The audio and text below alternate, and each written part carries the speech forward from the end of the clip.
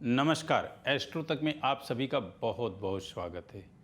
आइए आज बात करते हैं कि आप छठ पूजा में यदि सूर्य और षष्ठी माँ यानी छठी मैया की आराधना करते हैं, सूर्य षष्ठी और छठी मैया की आराधना करते हैं, तो आपको जीवन में ऋण, रोग, दरिद्रता आदि चीज़ों से शीघ्रातिशीघ्र छुटकारा मिलेगा। देखिए, सूर्य क्या है कि हमारे जीवन में साक्षात देवता हैं जो प्रत्यक्ष दिखते हैं और प्रत्यक्ष उनका प्रभाव हमारे जीवन में पड़ता है। जो व्यक्ति दैनिक रूप से भगवान सूर्य को यानी नित्य रूप से क्या करे, एक लोटे जल में गंगा जल डाले, यानी वह लोटा कैसा हो, तांबे का पात्र हो, तांबे के पात्र में जल हो और जल में फिर गंगा जल डाले। ध्यान रखिएगा, गंगा जल में जल नहीं, जल में गंगा जल डाले और उसमें फिर जो है पुष्प डाले। किसके? गुलाब के।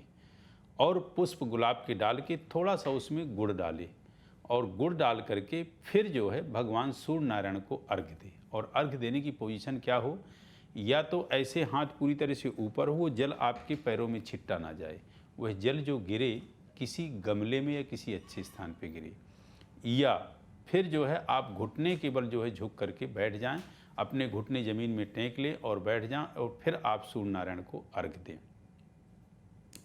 सूर्य नारायण को जो अर्घ्य देने का तरीका है, वो तरीका ये है कि कहते हैं उत्तमा तार को पीता मध्यमा तार लुप्त का। उत्तम होता है जब आप सूर्य नारायण को अर्घ्य देते हैं जिस वक्त पूरब में जो है तारागण अस्त हो रहे होते हैं, ठीक, वह उत्तम क्वालिटी का अर्घ्य होता है, क्योंकि उस टाइम पे सूर्य जो है पूरी तरह से अपनी शांति अवस्था में होते हैं। और किसी भी व्यक्ति को, यदि बैठे हुए व्यक्ति को आप कुछ दोगे तो वो बड़े अच्छे से स्वीकार कर लेगा, और जब वो व्यक्ति चलने लगा होगा अपनी तीव्र गति से, फिर आपको उसको कुछ देते हैं तो उतनी अच्छी तरह से उस चीज़ को स्वीकार नहीं करेगा। स्वीकार तो करेगा लेकिन उसमें इतनी अच्छी शांति की पोजीशन नहीं रहेगी। तो उत्तमा तार को पेता, फिर मध्यमा तार लुप्त का। मध्यम गति का जो आपका सूर्य का जो जल देने का प्रभाव होता है, यानी वह मध्यम आपको फल प्रदान करता है जब तारागण अस्त हो रहे होते हैं और पूरब में लालिमा फैली होती है। उस समय को कहते हैं अरुणोदय। क्या कहते हैं? अरुणोदय। यानी सूर्य का जो सारथी है, जो सूर्य के रथ को हाँकता है, उसको अरुण कहते हैं। तो वो अरुणोदय का समय होता है। वह जो है मध्यमा तार लुप्त का, वो मध्यम गति का होता है। और अधम गति का ये वह जो है अर्घ होता है तीसरे नंबर का, जो कि सूर्य उग चुका हो और थोड़ा सा ऊपर आ गया हो और तब आप अर्घ देते हैं, तो अधम गति का होता है। फिर भी आप तीनों स्थिति में कभी भी जल दे दें, आपको उसी प्रकार फल प्राप्त होगा जैसे कि मैंने फल का आपको क्रमशः बताया। अब बात करते हैं कि इसके बाद फिर आपको और क्या करना है।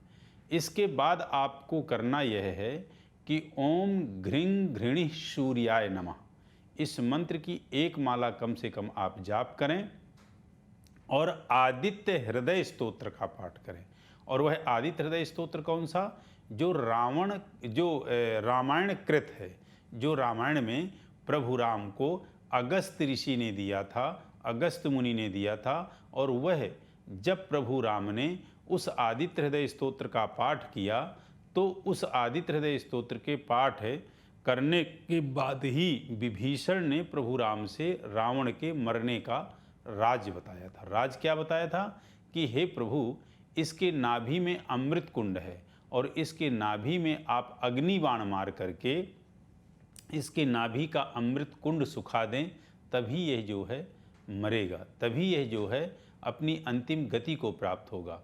तो प्रभु राम ने आदित्य हृदय स्तोत्र का जब पाठ किया, पाठ करने के बाद विभीषण ने जो है रावण का राज बताया। जब रावण का राज भगवान प्रभु को पता चला कि राज यह है कि इसके नाभि में अमृत कुंड है, जब तक इसके नाभि में बाण मार के इसके अमृत कुंड को नहीं सुखाया जाएगा तब तक इसकी मृत्यु नहीं होगी।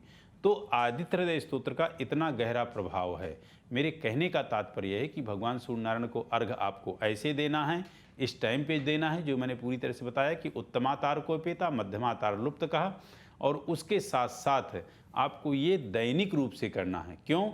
क्योंकि सूर्य एक ऐसा प्रभावशाली ग्रह है जिसके सामने सभी ग्रह अस्त हो जाते हैं। इसीलिए सूर्य का नंबर जो है प्रथम में आता है, पहले में आता है। तो आपको ये करना है। इसके करने से आप ये मान के चलिए कि आप के जीवन में दरिद्रता, गरीबी, रोग व्याधि बाधाएं सभी चीज़ें दूर हो जाएंगी। क्यों? क्योंकि कहते हैं कि ग्रहाधीनम जगत सर्वा, ग्रहों के अधीनस्थ पूरा जगत संसार है। जब ग्रहों का प्रकोप आता है तो राजाओं के विराज महल ढह जाते हैं।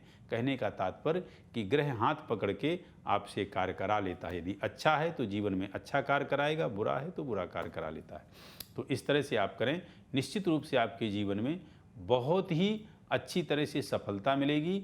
इन सब चीज़ों से आपको छुटकारा मिलेगा। आप रोग से ग्रसित हैं, आपको कोर्ट कचहरी के कोई मुकदमे चल रहे हैं, आपको गवर्नमेंट जॉब नहीं मिल रही है, आप राजकीय स्तर में किसी तरह से परेशान हैं, तो इन सब चीज़ों से आपको छुटकारा मिलेगा। हाँ, पिता पुत्र का भी संबंध यदि अच्छा नहीं चल रहा है तो इस तरह का अर्घ्य देने से पिता पुत्र का संबंध अच्छा हो जाता है। जो विद्यार्थी पढ़ाई के फील्ड में कमज़ोर हैं वो विद्याध्ययन में बड़ी जो है सफलता प्राप्त करते हैं। जो कॉम्पिटिटिव एग्ज़ाम को नहीं क्रॉस कर पा रहे, वो 6-6, 8-8 साल से उसी में लगे हुए हैं, वो कॉम्पिटिटिव एग्ज़ाम को भी जो है पास कर लेंगे और उनको सफलता मिलेगी।